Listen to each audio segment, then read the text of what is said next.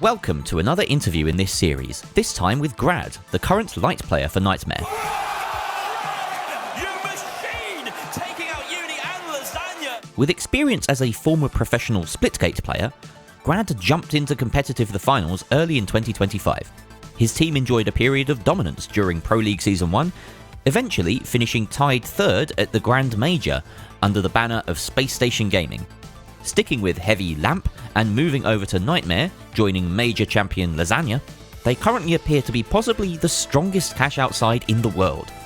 Known for his consistent clutch plays and calmness under pressure, I asked Grad for his unique perspective on topics such as cash-out, format design, and the finals competitive ecosystem. I'm going to put a quick disclaimer at the start of this interview. This is probably, in retrospect, one of my worst ones that I've hosted. Through no fault of Grad's, I was incredibly tired because it was about 2:30 in the morning when I recorded this one. But it does mean that there's a lot of nice natural chats at the start of it, so I decided to keep some of those bits in. If you hate my personality, first of all, why are you here? But second, you have the option of just skipping that chat and going straight to the interesting format discussion that you probably clicked on this video for in the first place. So, enjoy! Oh, and one last thing to mention, Grad turned his camera on and wasn't wearing a shirt, so that's what's going on at the start of this. I'm just trying to, pull everything together. Oh my god. I had the shirt off all day, fucking 85 degrees. I'm trying to work out what that is in not freedom units. I want to say it's like 30. Oh, damn, yeah. 29 and a half. That's crazy hot. It's ridiculous. Mm-hmm. Been sitting with the shirt off all day, just sitting in a fan. I understand. Whereabouts are you on the East No, I'm in Coast? New York. Oh, sweet. I've got to come to New York at some point. That's on my to-do list. It's nice to visit, but to live here is horrible. It's so bad. So expensive. Yeah, well, London's really expensive as well. I would say I like living here, though. It is the convenience is what makes it nice, right? Yeah.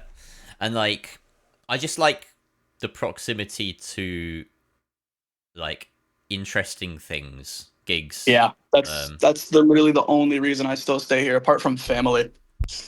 Yeah, I think if we ever left London, we would leave the country. To be honest.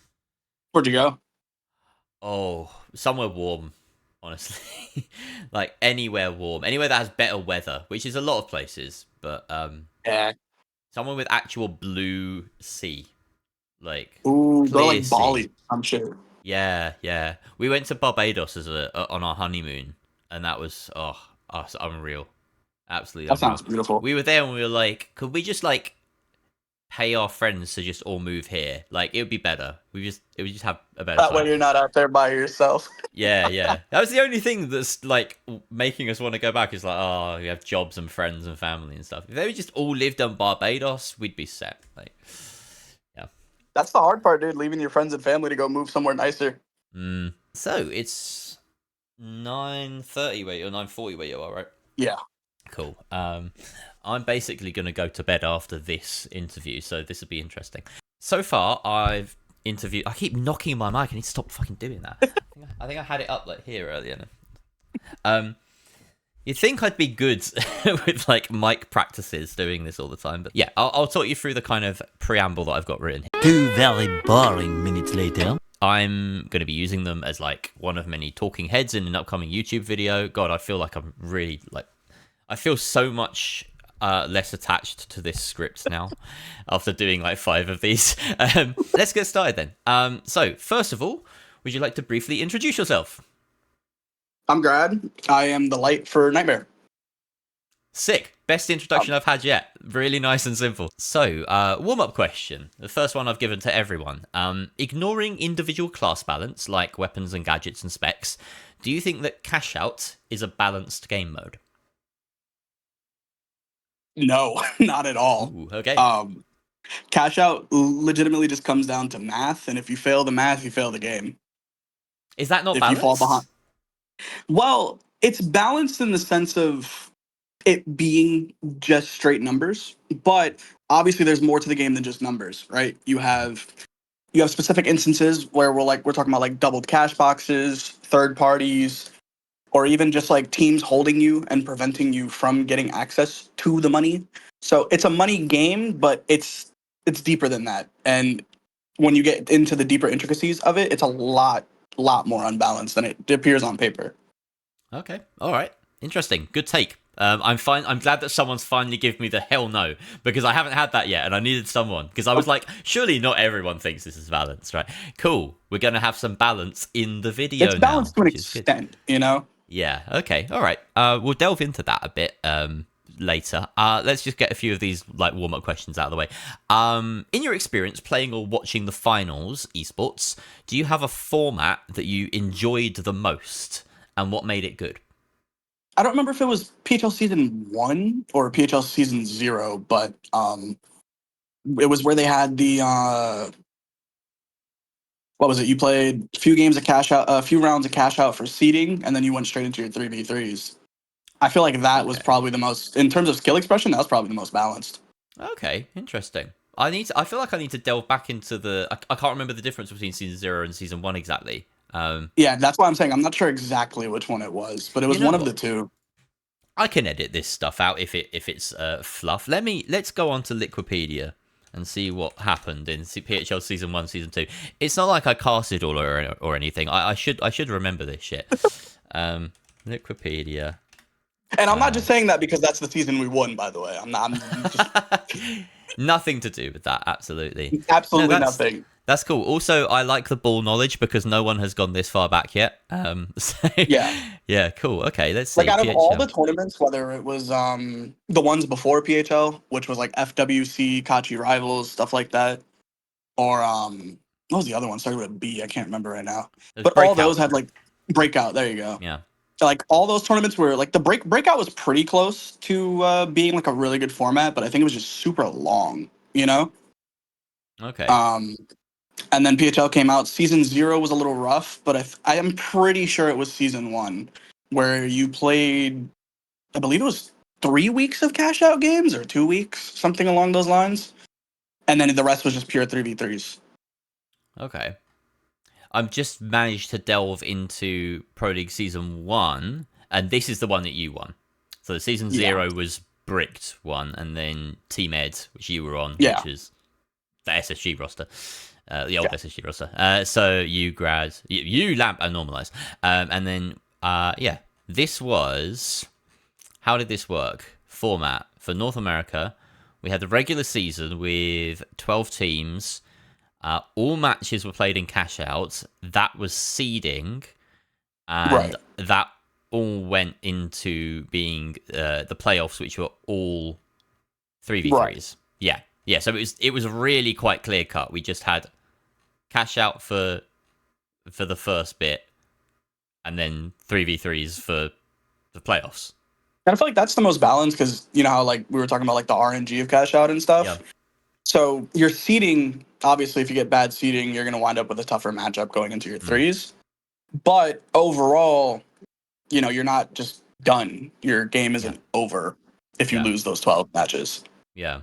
I think from a competitive fairness standpoint, I absolutely see your reasoning. I think that's probably about as fair as you can get it. You can't reasonably do eliminations off the back of only cash out, but there was that element where it's lots and lots of cash out, and then it was like the top 8 from the group went through, and after that, it's like if you're bottom 4 after like that many cash outs, I don't think you have the argument that you deserve. Right, and that's where it eliminates the RNG, and it just becomes more of a matter of fact. It flattens the variance out. That was the kind of thinking. Yeah, I like that as a principle in some senses, but we'll get into the nitty gritty of like point systems and cash outs and that later. 3v3 is definitely, if you were to make the fairest possible elimination bracket, it would just all be 3v3s. Yeah, exactly. Yeah. So fairness makes sense. I can get as well, like as a pro player, you prefer 3v3s. I get the sense. I like them both, honestly. Okay. I'm probably one of the only pros that actually likes playing 12s. That could be because I'm on light, and so I get to run around and just do stupid shit, but I love 12s. Okay. All right. Let's flip the question on its head then. Do you have a format you enjoyed the least, and why is that? The recent Apes tournament. Okay. Yeah. And I know it really genuinely seems like I'm nitpicking like good performance versus bad performance based on what I've been saying, but Yeah. uh, I didn't like the fact that going into the top four, if you just didn't win your upper bracket matches, mathematically, if you didn't get at least, I think it was one first place, you just had no chance of even qualifying Mm. into top two at all. Yeah, you needed to very quickly reset the bracket, essentially. Right. Otherwise, the odds get more and more stacked against you. I had a good long chat with Apo about that because, of course, he was on AGB and you were both the teams that came through from the lower bracket. Right. So, odds stacked against you for sure. So that's a kind of interesting one. Obviously, that was like the real pinch point. Overall, what did you think of Apes Classics? I loved it. I mean, any tournament's a good tournament, especially in today's day and age, right? Like Mm. any type of support that goes towards whether it's already solidified pros or aspiring players Mm-hmm. is good. It's good. It doesn't matter if the format's bad or not, as long as there's people like Apes and PHL and Ice Games and FCL and all this cool stuff who are willing to host tournaments for people to get practice. It's good. Great. Cool. I think that's their aim as well, really, to be like, we give as many people a platform as possible. Right. Cool. All right. So, a question then, seeing as you've been around for a while, what did you think of kill points in past tournaments? Any sort of strong feelings about those? It definitely incentivized a lot of third party and a lot of griefing. Okay. But at the same time, if you have a teammate who can easily go drop 15, 20 kills, you should be rewarded for it. Interesting. Do you not feel that you're rewarded for it already in game? And it's a bit more of I like a mean, win more scenario. outside of maybe like the $500 you get for killing someone, it's not the same. No? I Kill mean, points kind of incentivize you to be a little bit more aggressive on the map, yeah. and you kind of threw strategy out the window sometimes, knowing that Interesting. you could pass a team with kills, less with just having to hard play boxes. Yeah. And it made cash out a little bit less sterile, right? There was more hype moments just because people needed kill points to pass another team or something Yeah. like that. I think we've seen kill points come about in a few different ways. The most recent was the last thing that Breakout did in the scene was a show match, which I believe you were part of in January, Yes. and the kill points in that were like especially generous. So Yeah, I think it was like the 3 points per kill or something along those lines. it was whatever it was, you could make up the difference between a second place finish and a third place finish with Yeah. only 6 kills. Yes. So that's like two kills each. That's just two team wipes. So yeah, that felt very like frag oriented. Which, to be fair, it's a show match, right? Like we don't mind that Right. sort of thing. And then there are other. I think we had kill points at one point in We had kill points in PHL. PHL as well. Yeah, Yeah. but it was far less incentivized. They I think were it was about 1 or 2 points, something yeah. like that. But the actual like victory points were like multiples of 10. It was like 100 Yes. for a cash out victory, but 1 point per kill. Right. So it would very rarely make the difference. It was more of like a kind of a tiebreaker thing in the end. Yeah. Like by the end of the season, you would look at like, oh, the difference between these two sides were like this team tended to frag out more. Even if they placed a little bit lower on average in cash out, maybe, Yep. or maybe like the same. So, do you think we're past the point of needing kill points in leagues? I think with how much like micro gameplay has really started to shine, especially in NA, it's definitely, I don't know. I feel like kill points kind of unsterilized the game, right? Okay. You think they could make a With comeback? I think there's a world for sure. I think there's a lot of teams right now, EU or NA, that really like to just brawl. Yeah. And because you have your teams that just purely play micro macro and they win off of it a lot of times, but they'll have very low KP. And then in that same lobby, you'll have another team that is super hyper aggressive, loses by maybe like $2,000 just because of an unfortunate box situation. But if there's kill points, it can kind of be bridged, right? Like you were talking about, where it Yeah. kind of bridges that point gap just a smidge, and it rewards you for being able to be a threat on the map Okay. rather than sitting AFK on a box.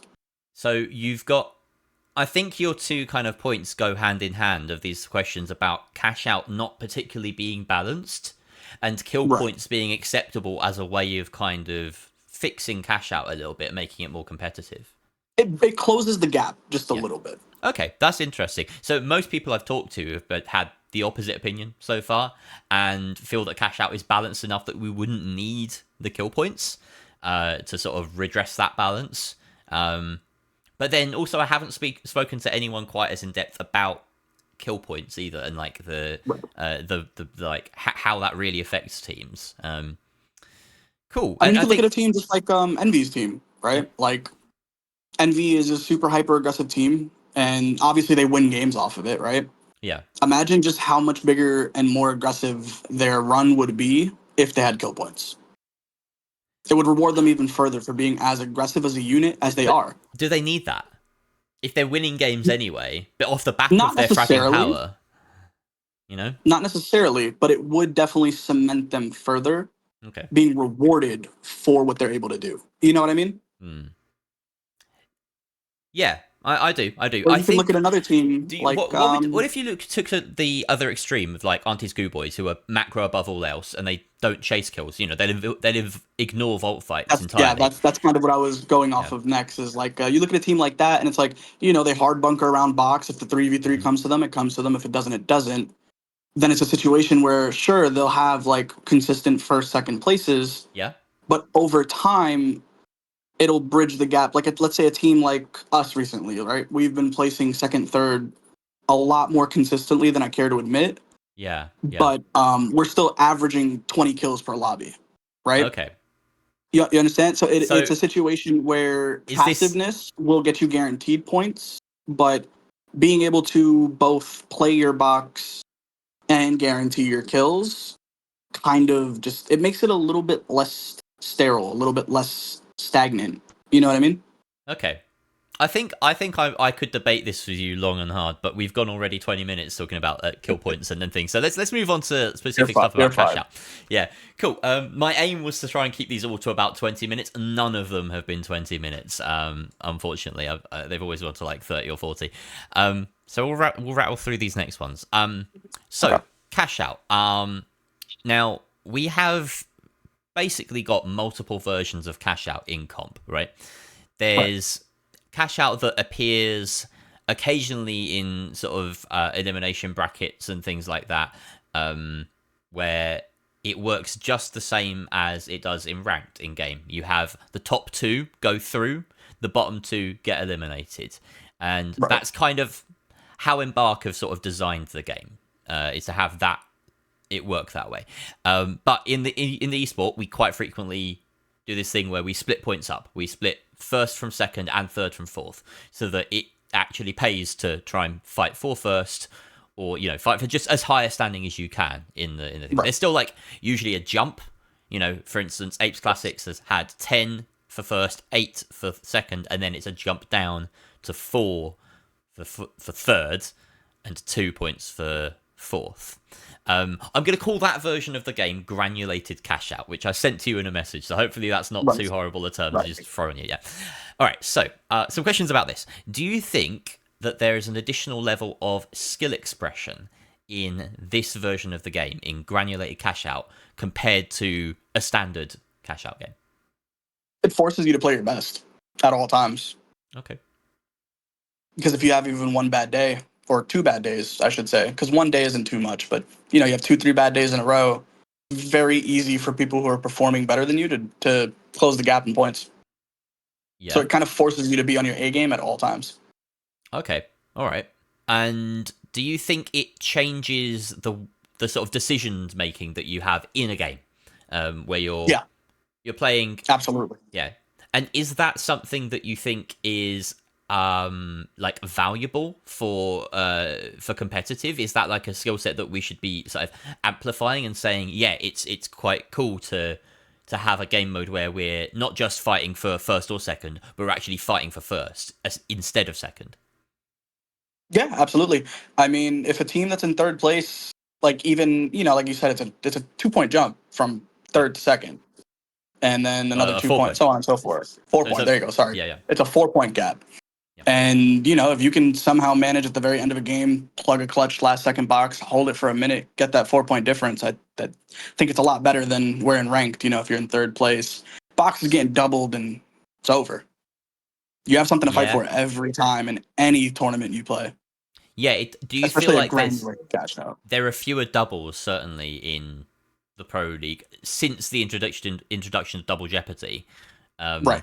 which is something I haven't talked about at all in any of these interviews. But I think the general consensus is that Double Jeopardy has done what it was meant to, and it's a relative success. In pro play, it has for sure. Yeah. You'd rather just plug your box and split it and hold it and guarantee your first Yeah. than even remotely think about going for second place due to the point system. Yes, that's true. So obviously, there's still situations where you're in first in a ranked cash out, and you still want to make sure it's doubled. You just want to make sure you're not the one plugging. So you'll run the box over there, and then go, here you go. Someone else can plug that. That's the tiniest change since last time.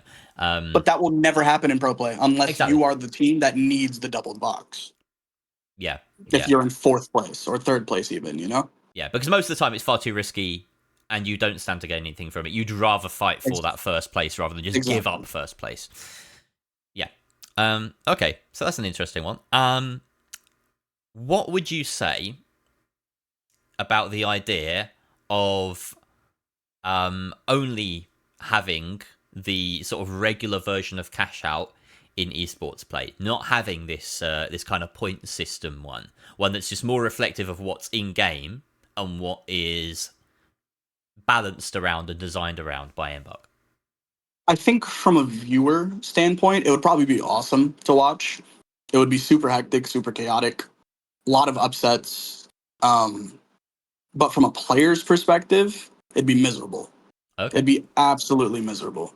Interesting. So because if you've ever watched any like pro team, oh, I'm sorry, go ahead. You're good. No. I think you were heading towards a point, and I can ask this afterwards. So keep going. If you've ever watched any pro team play ranked, like next thing you know, after about second box going into third, they're almost at $40,000, and at that point, the entire lobby's at the whim of whatever they choose, right? Yeah. The point system, like I was saying, kind of just forces people to not do those things, to not double boxes or hold the box out or anything along those lines. Okay. Regular cash out makes all the Mickey Mouse stuff a little bit more viable. Yeah. Okay. So what we're about to enter into, of course, with the start of the official esports circuit, is the introduction of this promotion format. The next few minutes were basically me reminding Grad exactly what promotion format entailed, with its cash outs that were not granulated, kind of built like a ranked tournament. You've all seen it probably by now if you're watching this deep, and you've seen it play out as well potentially. So I'll just spare you that and jump straight back in. How does that make you feel, knowing that we're not going to have any of this kind of granulated cash out in any of the competitive cycle? Because after that, it becomes like there's 3v3s and there's elimination brackets and stuff like that in the closed calls and the major. I think closed calls follows the same format. Yeah, you can only do so much to balance cash out. Yeah. I think inherently, just off of the game mode, it's always going to be unbalanced no matter what you try to do. Yeah.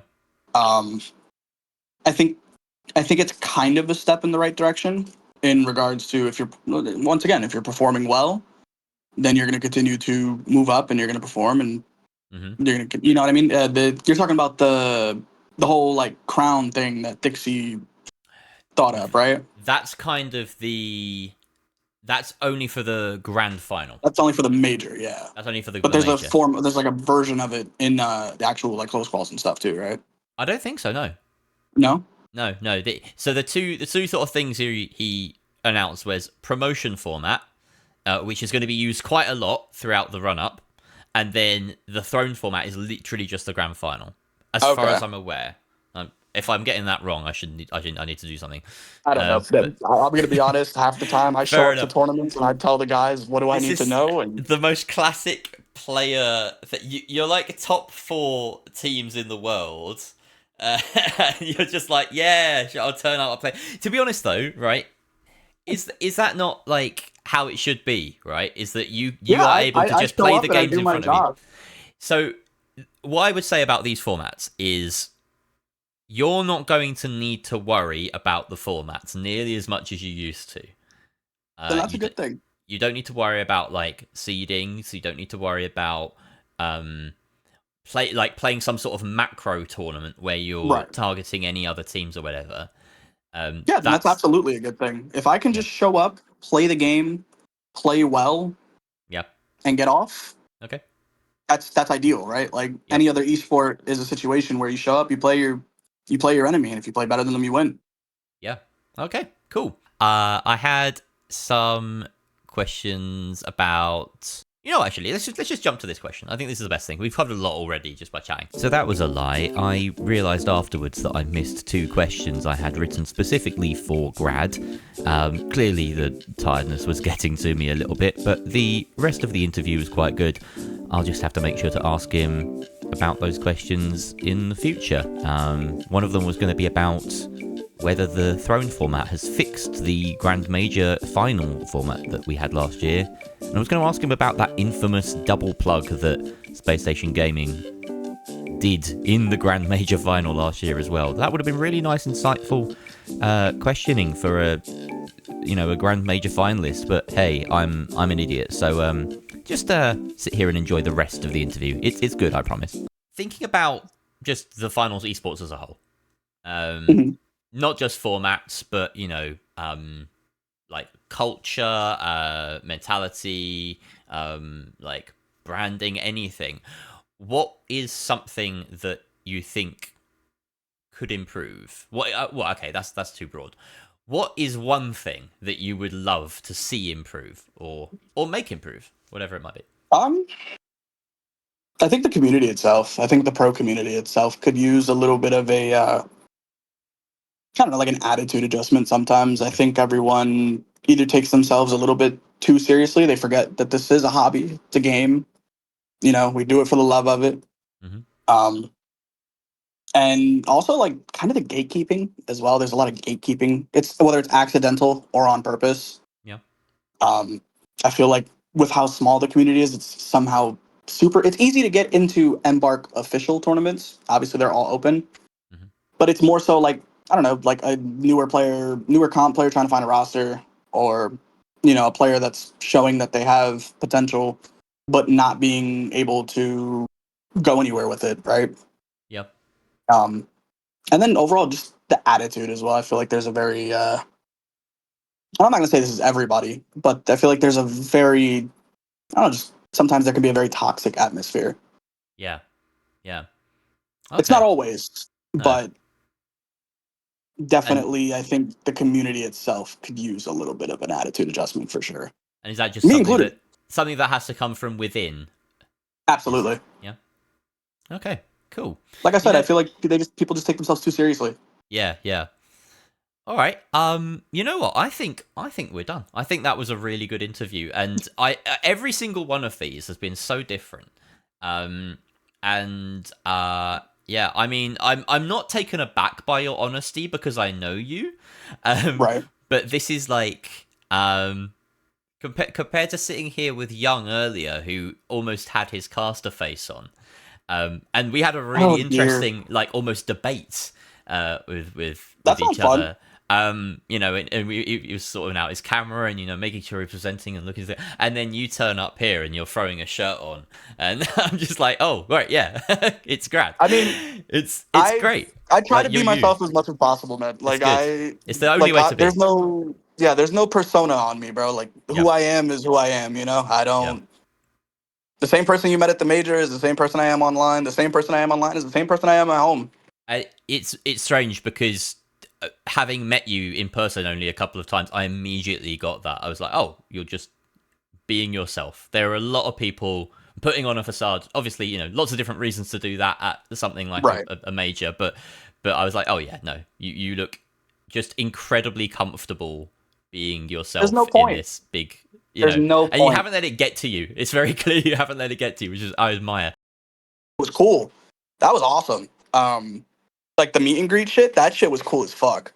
Yeah, yeah. I don't think I've ever interacted with that many people in my life. That was actually. probably that's always my favorite part of any of these events is That shit was so fucking cool. Yeah, it was great. All right, great. I think we'll call it there then. I'm going to hit stop on the recording, but thank you so much, Grad. That was Of course, a pleasure. baby boy. I got you.